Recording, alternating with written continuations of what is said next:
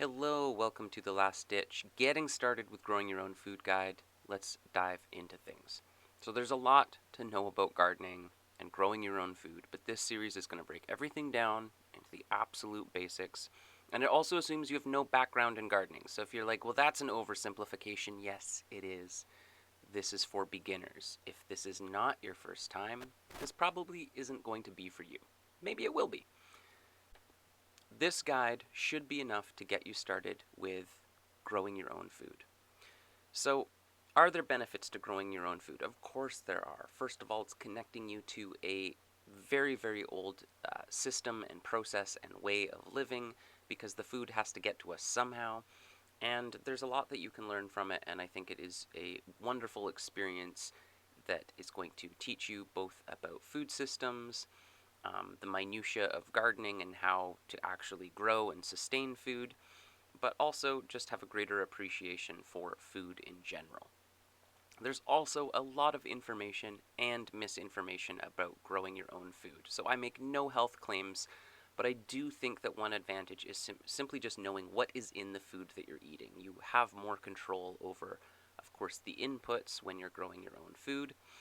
At the same time, it's not realistic to think that you'll be growing all of your own food even within a few years unless you really dedicate all of your time to it. It does take time, patience, observation, trial and error to grow your own food. You are not going to beat capitalism with just starting to grow some tomatoes yourself. In fact, you're not even going to save money. I don't say that to discourage anyone, I'm just saying that to be realistic, that on a small scale when you're getting started, you're not going to save time or money. Is it still beneficial to you? Of course it is. I love gardening. I love growing food. I feel mental health benefits of it primarily, but I just think it's important to be realistic before we begin something. Um, I recommend starting small, maybe two or three basic crops like beans, peas, and tomatoes. The more things that you try to start with, the more likely you are to experience failure, and that's just very discouraging. And I think it's important when we're starting anything new and learning for the first time that we set ourselves up for success and we not get too overwhelmed with all of the different things. So, we're going to get into choosing what crops to grow in a later video, but for now, just keep your plans for this year small and manageable. Many people, myself included, we try to do too much at first and then get overwhelmed and discouraged.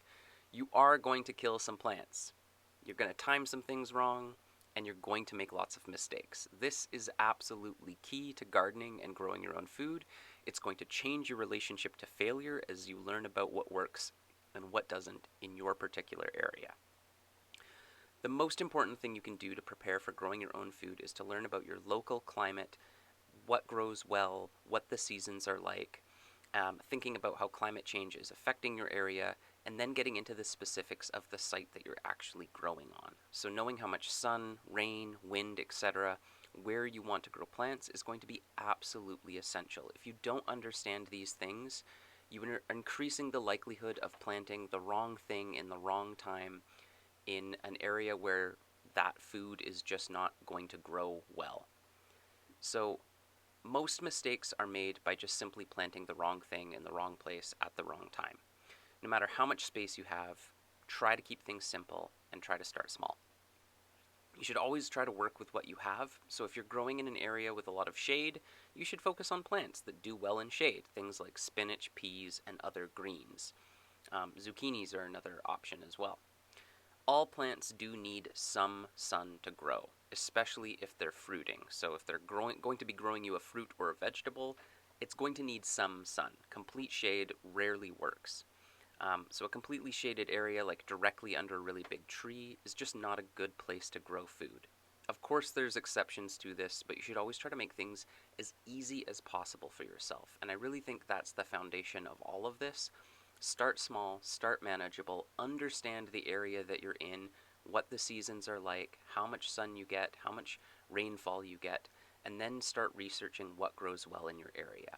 Honestly, a simple internet search of what grows well in my area, enter the name of your area, is going to give you a few options and ideas. And the more you understand the specifics of where you are, the more likely it is you're going to pick something that is going to set you up for success.